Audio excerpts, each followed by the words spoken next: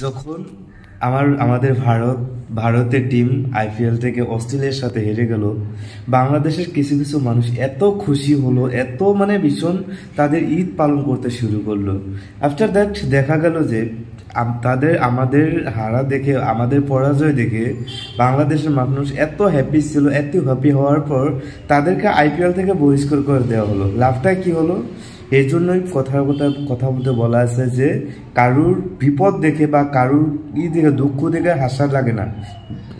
কারণ আমাদের বাংলাদেশের লোকে, আমাদের ভারতের মানুষের কোনো শত্রুতা নাই, কিন্তু বাংলাদেশের কিছু কিছু মানুষে ভাবে ভারতের মানুষের সঙ্গে কীরকম শত্রুতা করতে চায়, সেটাই প্রমাণ পাওয়া গেল। দেখেন, কিছু কিছু মানুষ ভারত হেরে যাওয়ার পর এত খুশি হয়েছিল যেন অস্ট্রেলিয়া জিতেনি, বাংলাদেশের টিমটাই জিতে গেছে।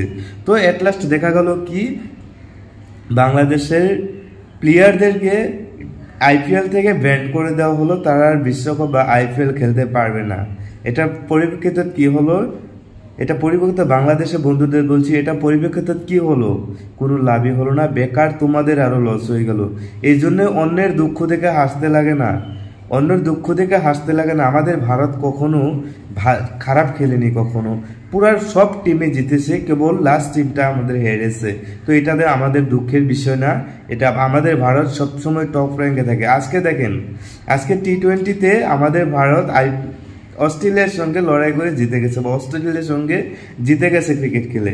তো তখন হেরেছিল, তখন কি তারা ঈদ পালন করছিল বাংলাদেশের মানুষে? অস্ট্রেলিয়া কোনো রিয়াকশন ছিল না, বাট বাংলাদেশের কিছু কিছু মানুষ এত রিয়াকশন ছিল, সেটা বলা যায় না আর কি। তো কারো দুঃখ দেখে হাসা লাগে না, সে যদি হাসে সেই দুঃখটা আবার নিজের উপরে চলে আসে।